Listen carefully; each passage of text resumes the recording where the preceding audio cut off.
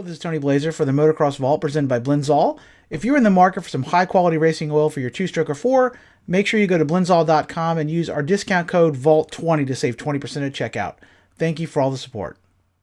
Hi, this is Doug Dubach. Welcome to the Motocross Vault.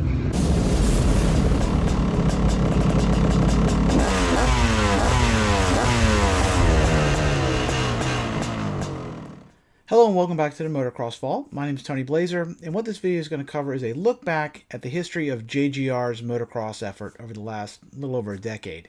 2020, as everybody knows, has been a real tough year in so many ways. One of those ways is certainly the motocross industry has had a tough time. We had many races canceled. A lot of us weren't even sure they'd get the Supercross series finished. The outdoors were kind of truncated. And one of the casualties this year has been the JGR motocross effort.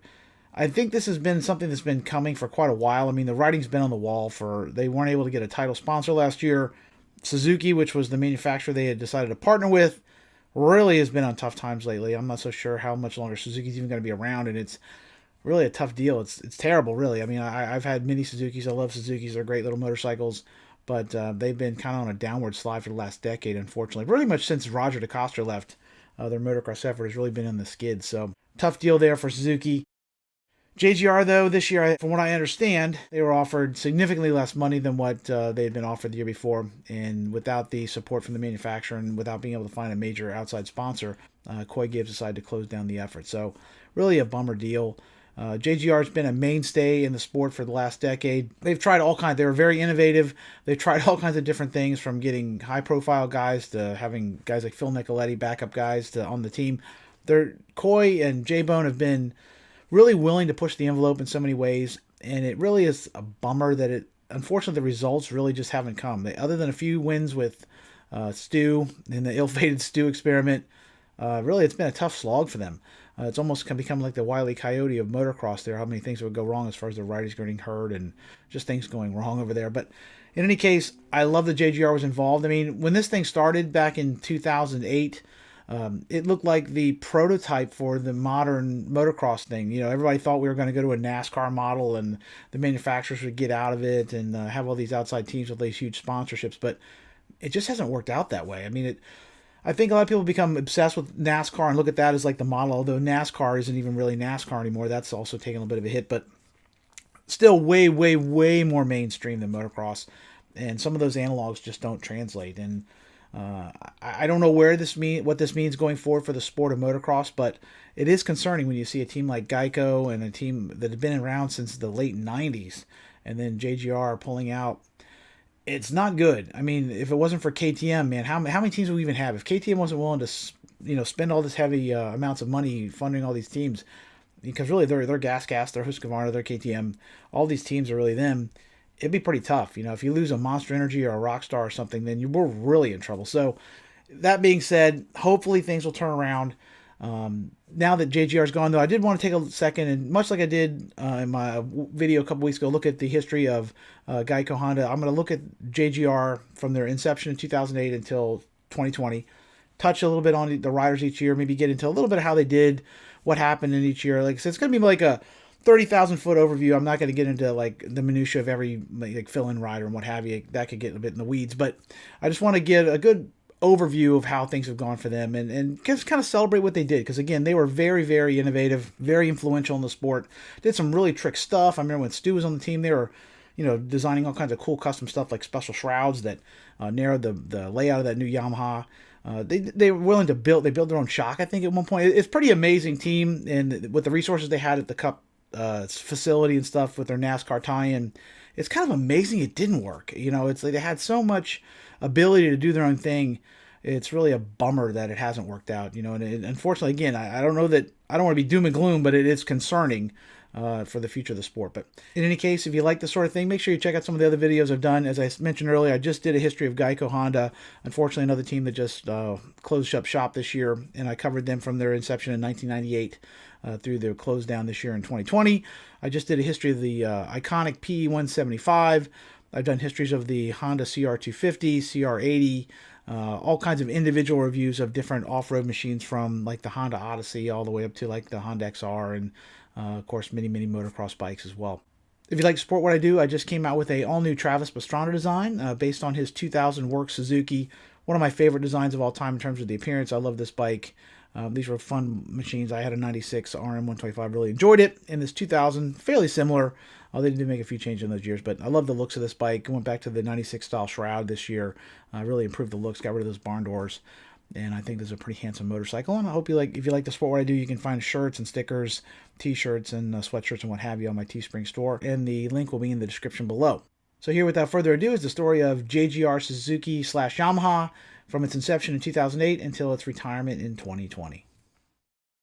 The Joe Gibbs Racing story starts here in 2007 with the announcement that Joe is going to be forming a motocross team. Now, he had been in the NASCAR realm since 1992, basically since he had retired from full-time coaching in the NFL. I'm a big Redskins fan, now Washington football team fan. I live outside of D.C., and of course, and Joe is like a local legend here. And when I was racing, when I was younger, actually, Joe and his family had been into motocross as well. Some of his younger sons had raced over to Buds and places. And it was pretty cool to see that Joe was bringing his expertise to the motocross industry. This was a major announcement at the time, certainly. Joe tapped his youngest son, Coy, to run the team. I believe JD, his older son, was probably at this point running the NASCAR operation.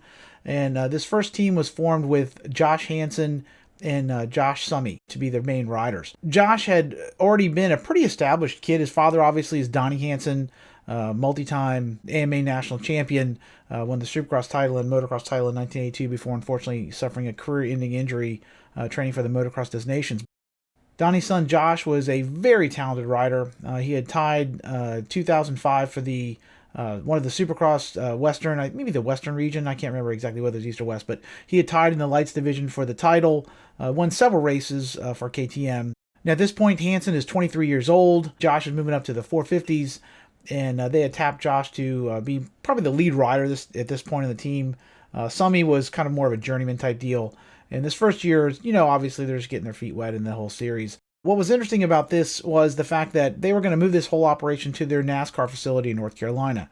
If you know much about motocross, almost all of the industry, at least the shops, are based in California. Used to be most of the riders are from California as well, although that's changed a little bit over the years. Now a lot of the guys are based out of Florida and what have you. But certainly at this time, there wasn't obviously a hotbed of factory team racing in Carolina, although it's very popular here in the East. Motocross is certainly. Coy had wanted Josh to move out to Carolina and train with. They had their own team rider, coach, and trainer.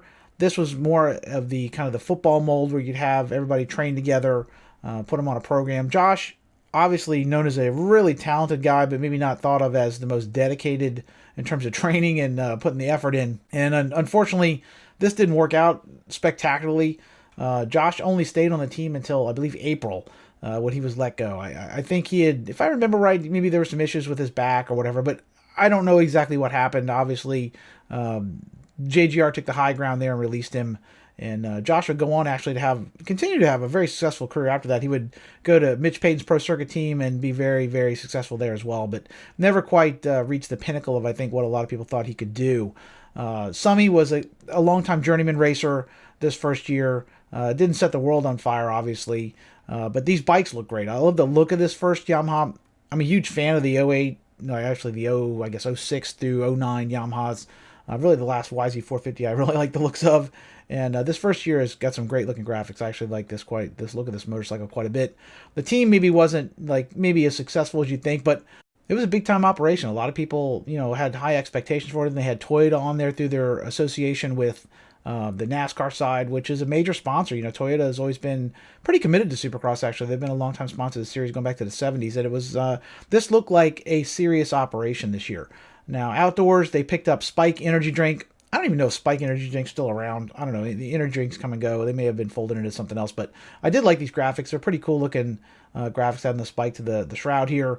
Outdoors, of course, they didn't have Hansen because he had been retired from the team at that point, but they did have Summey outdoors. They actually had Eric Sorby ride a little bit too. He was, I believe, a testing rider in the early JGR days. Sorby's days are probably behind him his best days in terms of performance on the track, but he was a test rider for JGR in the early days, and he filled in a little bit outdoors. This first season, you also get a new young rider by the name of Gavin Graysick moving to the team outdoors, and I believe contractually, they probably had to have 2 riders on the track, is my thinking there.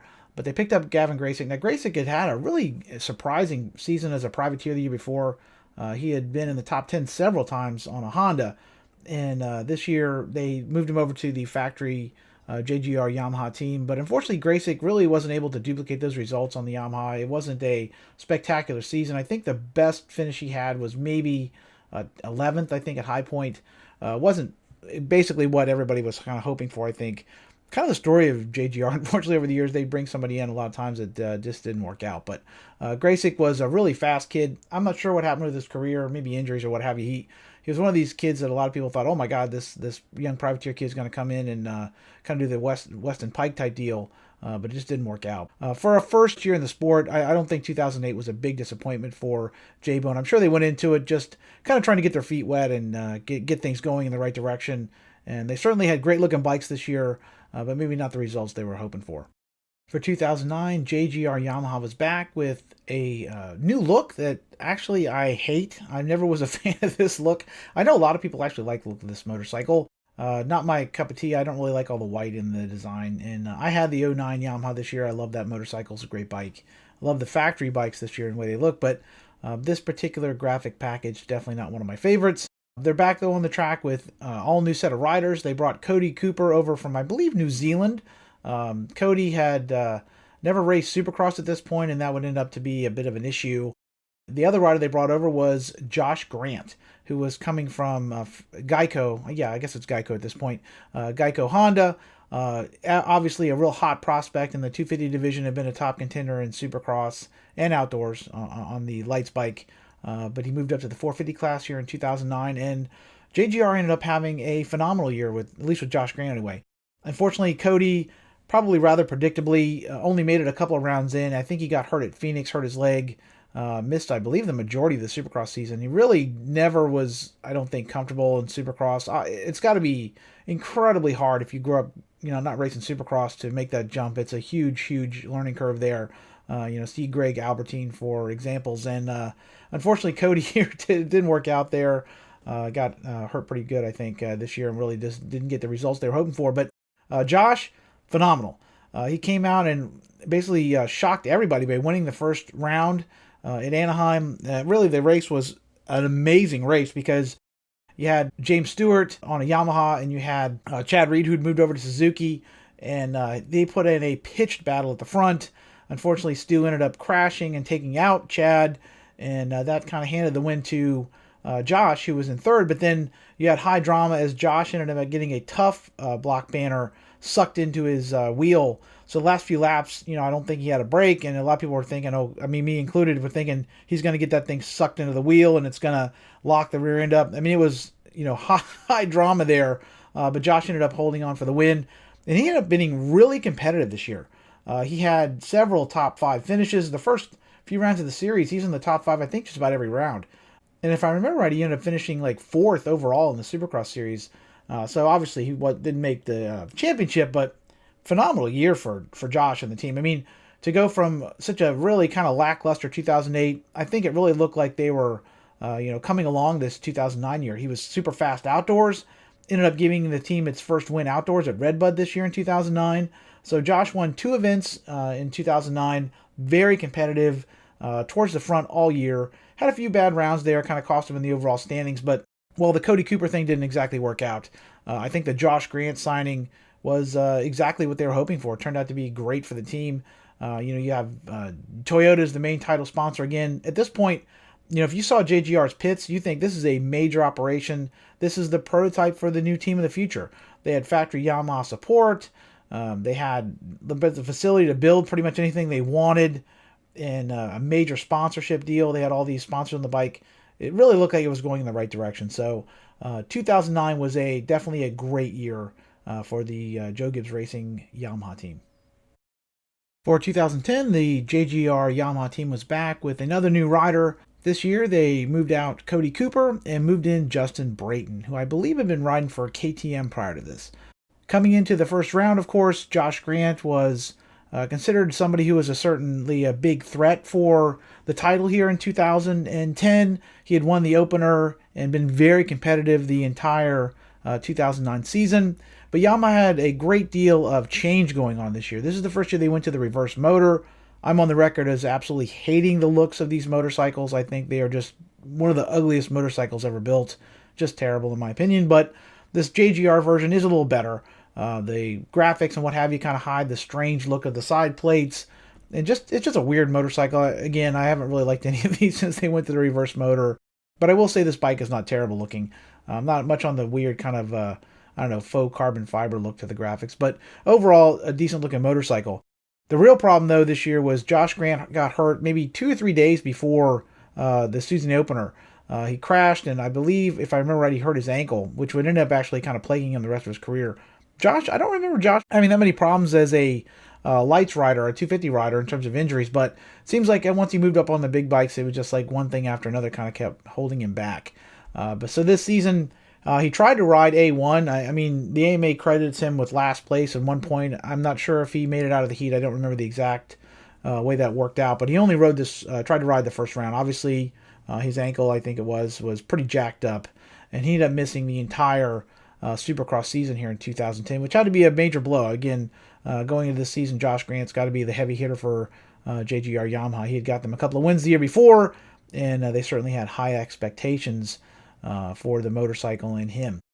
For Justin Brayton, it turned out to be a great year for him. He ended up getting 5th overall in the Supercross series, which is great for him. Again, he's more of a journeyman guy at this point. I don't think anybody thought he was going to go out and set the world on fire. So good result. Certainly had to make Coy and J-Bone happy.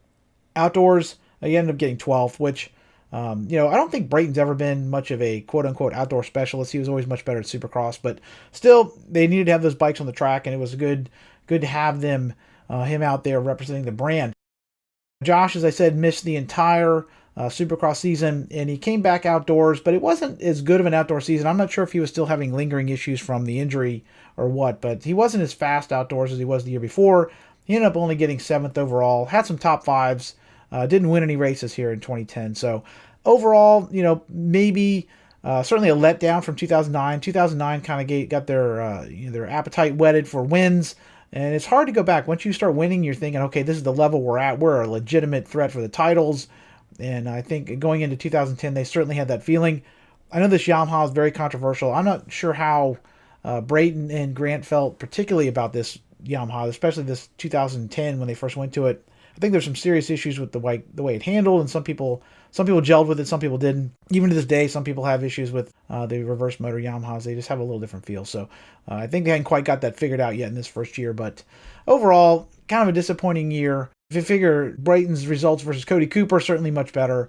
But they had to have higher expectations for Josh this going into the second year on the team. So I'd say 2010 was a bit of a mixed bag. For 2011, JGR was back with another major switch in the riders. For this season, Josh Grant moved to the factory Honda team after 2 years on the JGR Yamaha squad. In 2009, Josh had a great year. 2010 had not gone probably as planned. This year, he switched places with Davey Millsaps, who had been on the factory Honda team previous to this. So basically, Josh and Davey switched places. Davey moved over to the JGR Yamaha squad. This bike, I don't really care for the looks of it at all. In fact, it's probably one of my least favorite JGR looks. Again, I hate all of this generation of Yamahas to begin with, and this weird red into the shroud and the seat and everything, just not really my cup of tea. But in any case, I don't think that really had any effect on the performance on the track. This year you get Muscle Milk added as a major title sponsor. Muscle Milk, I believe, was also on the factory Honda squad. I'm not sure if it's this year or maybe after this, but they were a major sponsor within the industry there for a couple of years.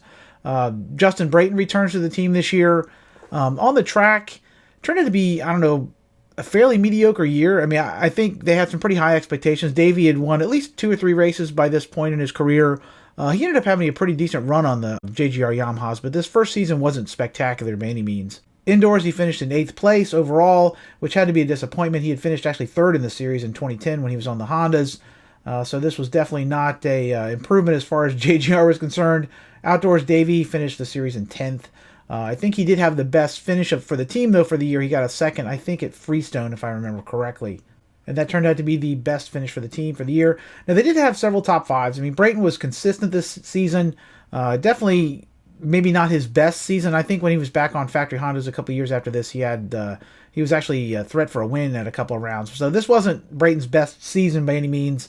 I don't know how much you can blame that on these Yamahas or how much it was just like maybe an off year in general. But JGR definitely didn't have the best season here in 2011. We did have a brief fill-in ride for Les Smith in the outdoors. Justin Brayton got hurt, had an ankle injury at one point, and ended up getting replaced on the team by Les Smith. Apparently a local guy there in Carolina. I honestly don't remember Les Smith at all, but he got to ride, I guess, take the JGR machine out for a few rounds here in the summer, filling in for Justin Brayton. For JGR, the real drama wouldn't happen until much later in the year, when they would actually end up signing James Stewart to a long-term deal. James had a rather high-profile falling out with the San Manuel team.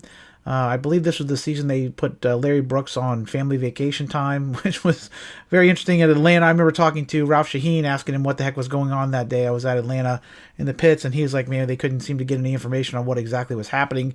They knew there was something going down, but didn't know exactly what it was, and this turned out to be a highly dramatic season. I don't think Stu...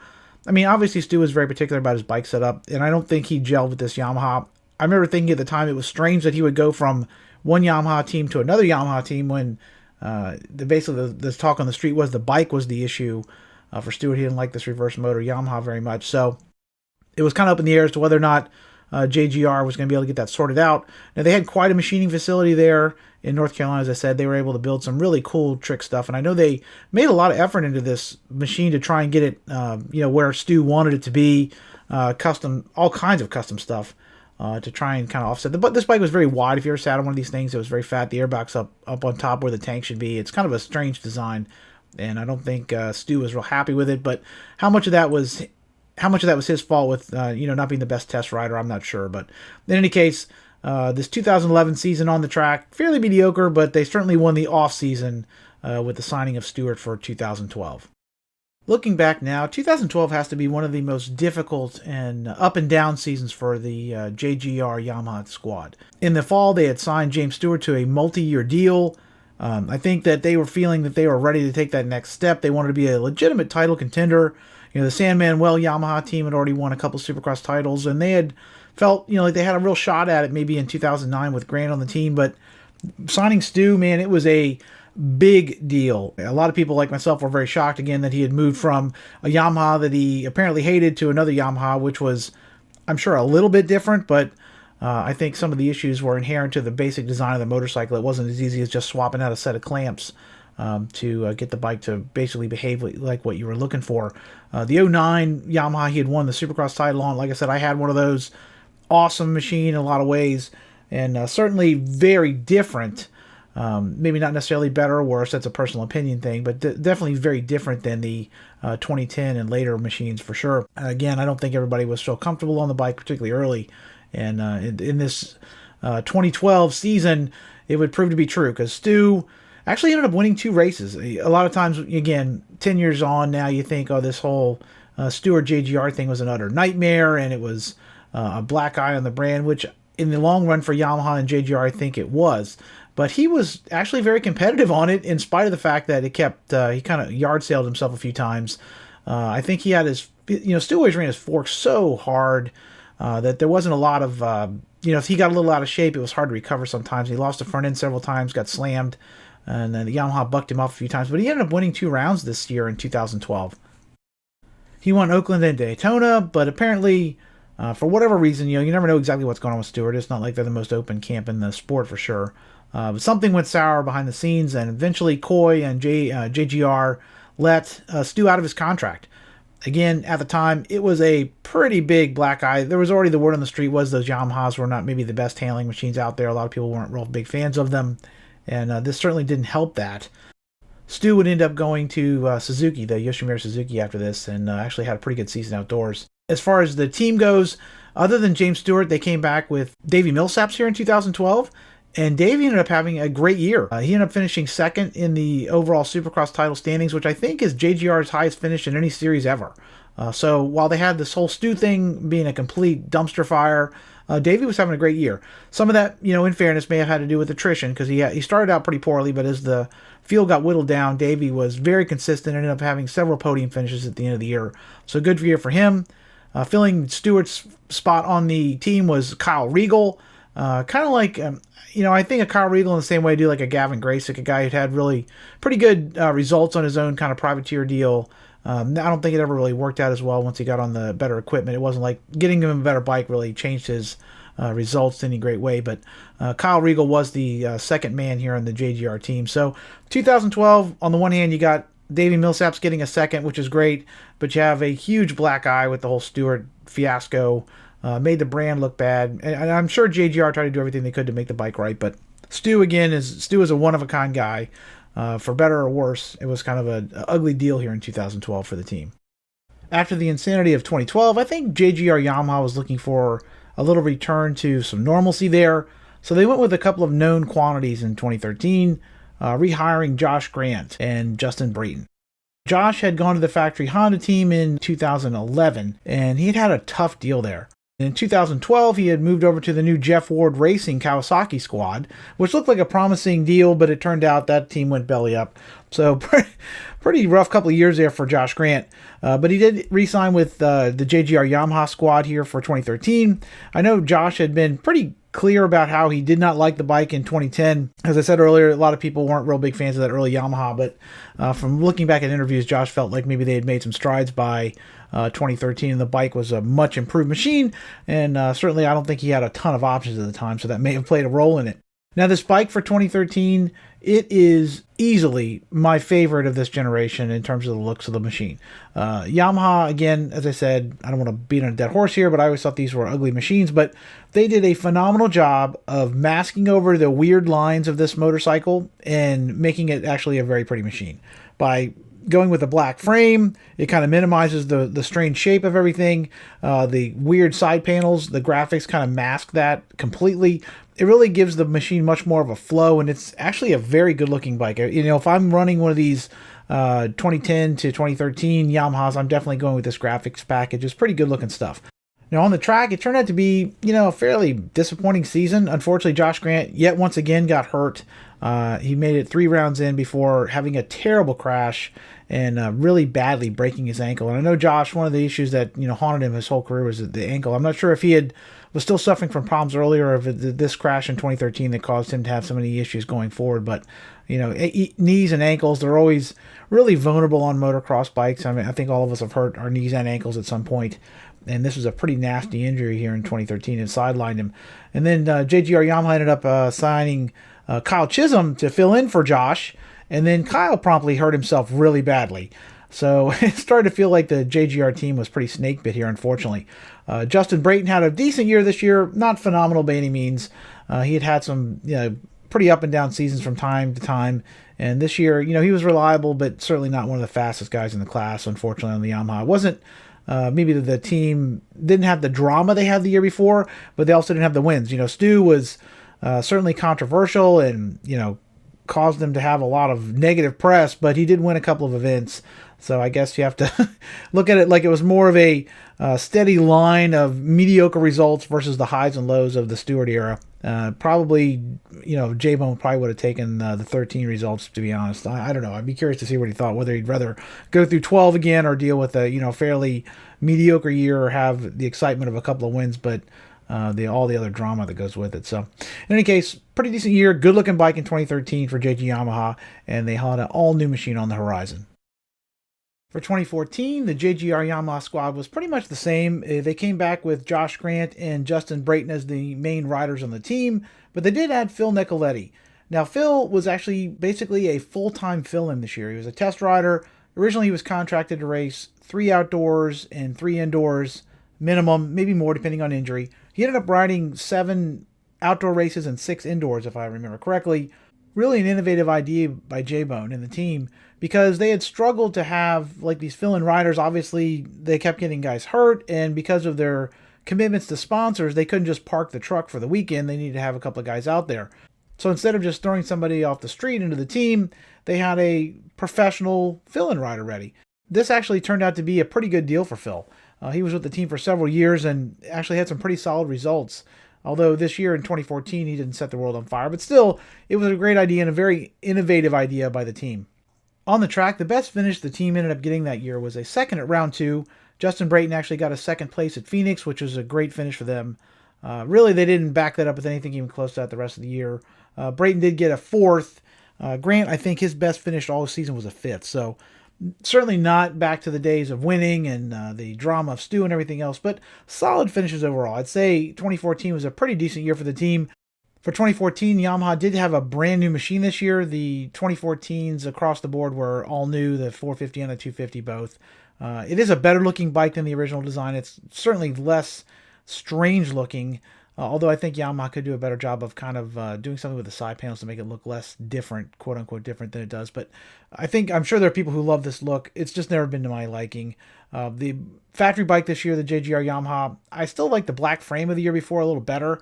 They did run a retro bike that has the classic yellow and black, and that's a pretty good look. I like that. I always like when they do something a little special. So that's a pretty good looking machine. But the basic machine, I actually think the 13 might even be a little better looking to my taste, even though the body work on the 13 is a little more strange. I think they did a better job with the graphics that year. But again, splitting hairs. Overall, a decent looking motorcycle and a decent year for the team. For 2015, we get another year of significant changes at JGR Yamaha. This year sees the arrival of Justin Barcia to the team. Now, Barcia had been a Honda superstar, really, from the time he turned pro.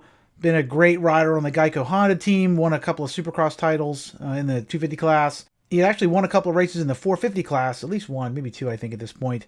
And had not really lived up to his billing, though, after that. He had had a couple of great races and hurt himself, busted his chin, casing a triple. And really, it wasn't ever the same after that. He kind of struggled a little bit. And for 2015, he moved here to the JGR team. This is kind of a little bit like what had gone on with Stu, in that you're getting an established star coming over here. Certainly the biggest name rider probably on the team since Stu. Barcia's arrival was a big deal at the time. You also have Weston Pike coming to the team. This is the first year for Weston on the team. And Weston had been a longtime privateer. He'd gotten a tryout with RCH the year before in the outdoors and taken advantage of it. Rode very well. And Weston was really a feel-good story. Only a couple years before this, Weston was struggling just to make the mains. And within a couple of years, Mathis said he made it off Privateer Island. And this was a huge break for Weston Pike. And Weston ended up being the top rider in Supercross that year for JGR Yamaha, surprisingly enough. He actually beat out Barcia. He ended up finishing top 10. Ended up having a couple of podium finishes, which is just mind-blowing. He ended up getting a third at Las Vegas, a third at Santa Clara. Just amazing. What an amazing turnaround from a guy who was really just a journeyman racer only a couple years before that. Great success story for Weston Pike. Definitely one of those feel-good deals for sure. Phil Nicoletti was back on the team here in 2015 as well, and he was this year contracted to ride the whole outdoor season. So still technically a fill-in rider if somebody got hurt, but at least he'd get a guaranteed shot at all the outdoor races here in 2015.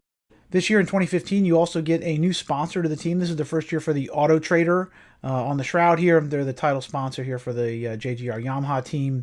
You have NFAB, which had come on a couple years before this, I believe.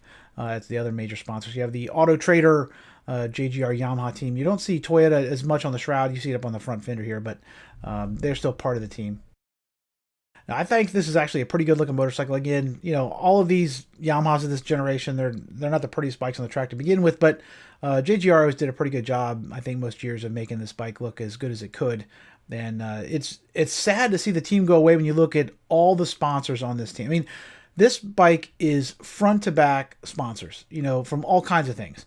And it's really a bummer to see them go under after all this stuff. You just think that this is the model for what a outside the factory support effort should look like. It was factory backing through Yamaha, major sponsorship, all kinds of funding, all the resources you could want through the JGR Cup team. Just a phenomenal operation in so many ways, and yet it just didn't succeed. And it's really disheartening, to be honest. But in any case, Justin Barcia did have a bit of a tough year here in 2015 on the indoors, but outdoors, he was really good. He ended up finishing third in the series, won a couple of rounds. I remember one in the mud at Budds Creek and then backed it up a week later. Really good year. Again, Barcia, it's one of these deals where when it ends poorly, you kind of remember that. A lot of people think of Barcia, including myself, think of the JGR years as not the best for Justin Barcia because he had some tough situations there where he just kind of was not riding at his best. But this first season actually turned out to be pretty good. So this year in 2015, you got to think this is a pretty successful year for the team. They have Barcia winning races outdoors, Pike getting on the podium indoors, Nicoletti solid. Good year overall for the team, I would say, in 2015. For 2016, the JGR Yamaha team was back for what would turn out to be the last year on the blue brand. This year they had the same stable of riders. You had Justin Barcia, Weston Pike, and Phil Nicoletti, once again as the professional fill-in guy. In 2015, Barcia's Supercross season had been torpedoed by a pelvic injury, which he had sustained prior to San Diego. He ended up missing 8 rounds, and that's basically why Weston Pike ended up being their top guy in the Supercross division. It was the first year, actually, that Barcia had not made a podium in the 450 class since 2013, so it was pretty tough year for Barcia in the Supercross at least, but he rebounded greatly outdoors. Here in 2016, unfortunately, things went sideways again with Barcia hurting his thumb in January and ended up having to have surgery and missing a great deal of the season as well. So Barcia's first couple of years here, obviously injuries are always an issue with any rider, unless you're like a Ryan Dungey or somebody that doesn't ever seem to hardly get hurt. I always said that not crashing and not getting hurt is a skill. Some people say it's, if you're the fastest guy, you deserve to win. But if you're the fastest guy, but all you do is crash, did you deserve to win? I don't know. Outdoors, he did rebound, however, and captured several podiums. He wasn't able to win a race, but he did get a couple of seconds and finished the season in 4th place, which was very good for the team overall. Again, obviously, they would like to have had him win a couple more races, but certainly not a terrible outdoor season. And it was nice to see that he kind of rebounded after the thumb injury. As to Weston Pike, he had a bit of an up and down year. In Supercross, he ended up finishing 13th overall in the series, which was a few places worse than he had done the year before. But outdoors, he did finish 8th, which was 1 position better than he had done in 2015.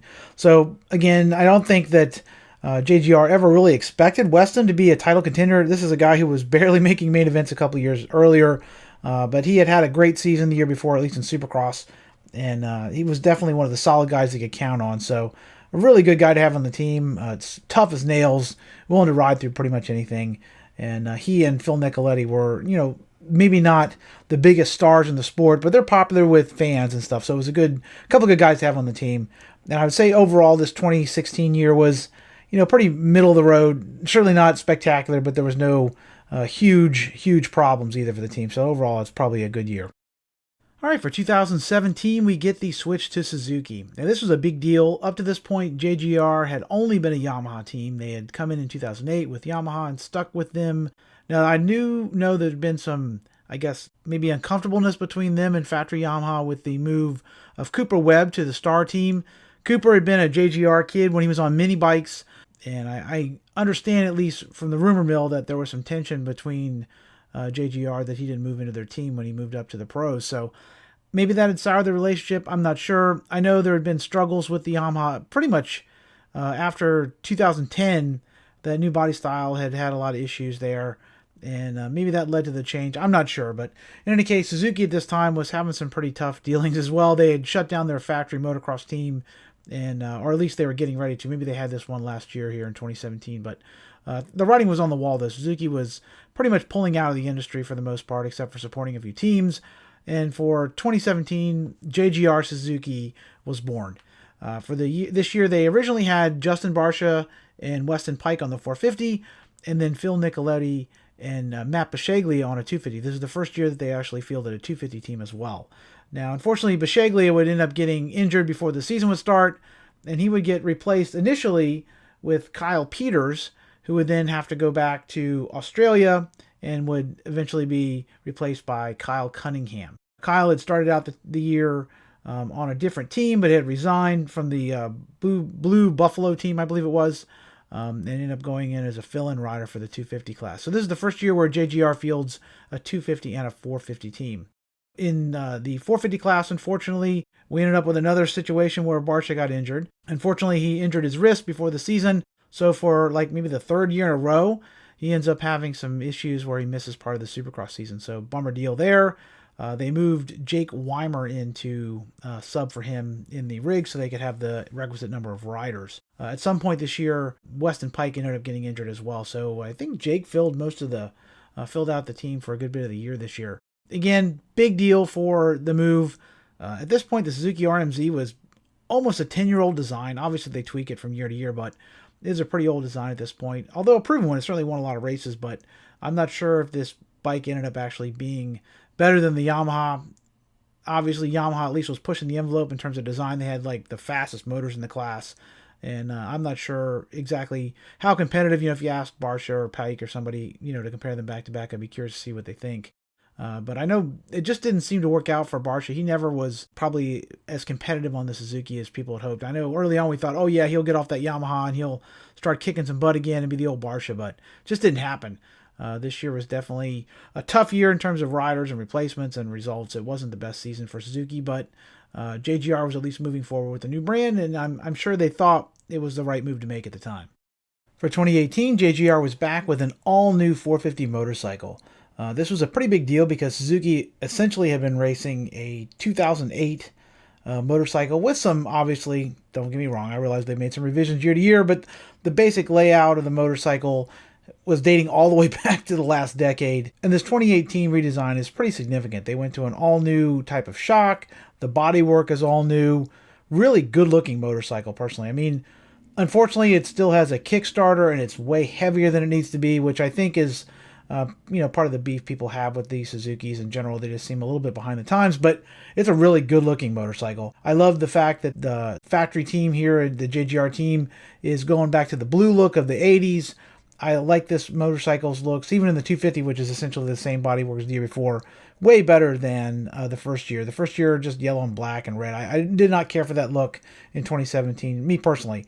But this 2018 bike is a stunner. It's beautiful, beautiful factory motorcycle. Now, for this year, you also get a return of Weston Pike, and Justin Bogle is on the team this year because, unfortunately, Justin Barsha left after the 2017 season. In the 250 class, JGR made a big move by hiring Justin Hill away from Pro Circuit Kawasaki. In 2017, Hill had won the 250 title, but he had, I guess, not come to terms with Mitch. I'm not sure exactly what happened there. Hill's a rather mercurial figure within the sport, kind of beats to his own drummer there, and it was pretty shocking signing because, I mean, as much as the 450 wasn't like the hottest machine in the class, the 250 really has a rep of being really old and fairly slow. Stock, it's down, 3-4 horsepower from all the other machines. It's, a buddy of mine has one of these. It's actually a nice motorcycle. I have no problem with it. But at the top level racing, I think it was a bit of a hindrance, and it was pretty surprising. People wondered, would he even be competitive on it? And of course, Hill always has issues whether he's actually going to put any effort into the whole damn thing. So that's a whole other issue. Joining him on the team this year was Jimmy Dakotas was back, Phil Nicoletti was back on a 250, and Kyle Peters, who had been a fill-in rider the year before, was back on the 250 team. Unfortunately, Justin Bogle, he ended up getting hurt, pretty bad concussion at the Monster Cup, ended up missing the first couple of rounds of Supercross, came back and then promptly hurt himself again. So to fill his spot on the team, they actually hired Malcolm Stewart, who had come into the season here without a ride for 2018. He was going to do a privateer deal, and at round 2, they hired Malcolm Stewart to fill in for Bogle. Malcolm Stewart had a pretty good year on the team. He ended up finishing the season in 11th place overall, which was a very solid finish for him at the time.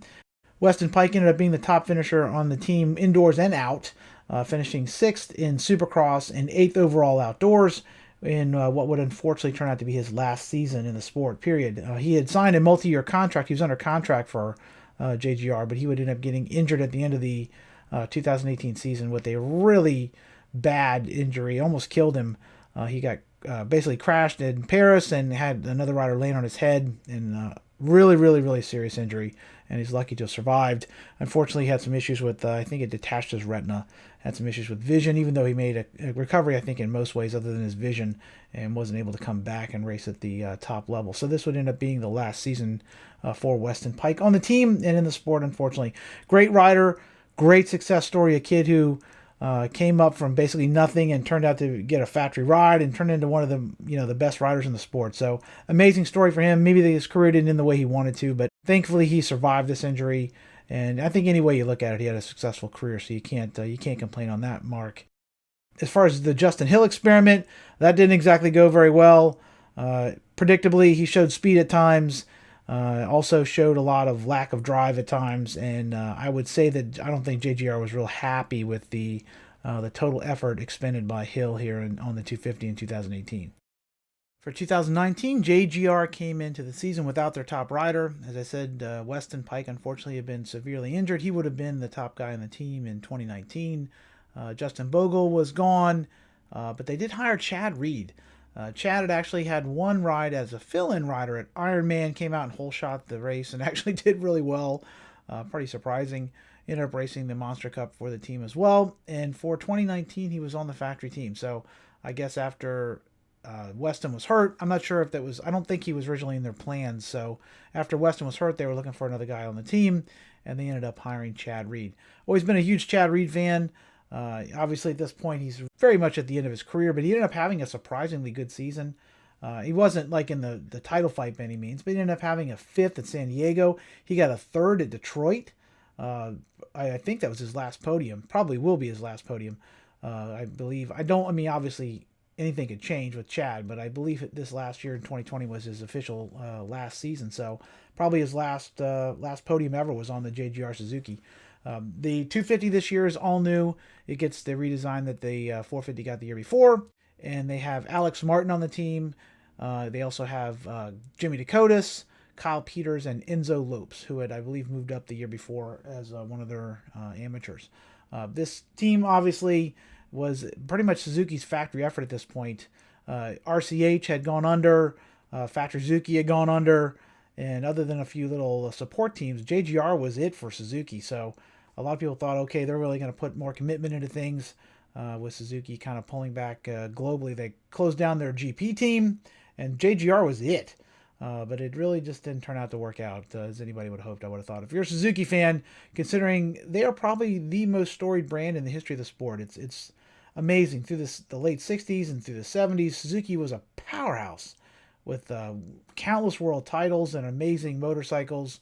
And to see how they've just kind of gone into the crap for the last few years is just so disappointing. But in any case, this 2019 year, really, maybe up and down. Like the Chad Reed podium, clearly the highlight of the whole season. Alex Martin had a few good rides outdoors. Justin Hill, I forgot to mention him. He was actually on the 450 this year, but the fact that I forgot about him will tell you everything you need to know. Didn't show the speed. A couple of years ago, he had jumped up to the 450 class when he was on the 250. Showed a lot of speed. Everybody was like, oh my God, this kid is going to come out and kick everybody's ass maybe and going to be awesome on the 450. But once he moved up to the 450 full time, I don't remember ever seeing that speed again. It really just didn't manifest itself. So unfortunately, Justin Hill, another year of disappointment on the Suzuki team. You got to fear JGR. They just could not. Every time they'd hire some real big, high-profile rider, it just didn't seem to work out. And the Justin Hill signing, I think I would chalk it up to another unfortunate mistake / disappointment for the team. For 2020, JGR entered into what would end up being, unfortunately, its final season on the circuit, at least for now, with a pared-down lineup. Now, the first thing I do want to say is this is maybe the most beautiful motorcycle they've had in their entire run. I love this 2020 Suzuki. Unfortunately, part of the reason I love it is it's very minimal in the design. It reminds me of a 1986 RM like the Eric Kehoe would have run with the blue and the yellow and just not a lot going on there. I love the graphics treatment, the way they kind of outline the numbers. Just a really beautiful design. Whoever did this, they knocked it out of the park. It's great looking. But what's sad about it is there's not a lot going on. There's no title sponsor. This is one of the issues with the team it had the year before, and really is kind of what led to their downfall. If they'd had a big Saquon Casino or somebody back in the team, they probably would have kept going. But unfortunately, Suzuki, I think they almost closed the year before. I remember hearing at the time that JGR was real close to going under in 2019, and Suzuki kind of bailed them out, gave them over $1 million, I believe, is the figure to run the team that year. So they ended up fielding a team as normal. But for 2020, I think all that stuff was pared back a fair amount. And you'll notice you're only going to get one 250 guy on each coast. Alex Martin, who had signed a multi-year deal, was back with the team. And Jimmy Dakotas was back as well. You really don't have any high-profile guys. Chad Reed's gone. You have Frederick Noren, who had been a fill-in guy. Fast Freddy was a fast journeyman racer for many years. Kind of Honda test rider, I think, as well. And, certainly a fast guy, but nothing on the level of, a Justin Barsha or something like that. And Joey Savacci, a guy who basically had no other options, I think. After losing his pro circuit ride, things had not gone particularly well for him. He had a Kawasaki ride, and they had not opted to re-up him for the season. So he didn't have much in the way of options either. So I don't think either one of these rides were for any kind of significant money. The money was probably mostly going into the bikes and the team and keeping it on the road. It certainly wasn't going to rider salaries. I would imagine Alex Martin was probably the highest paid rider in the team, and he's in the 250 class. So that should tell you basically where things are going there. But again, beautiful motorcycle.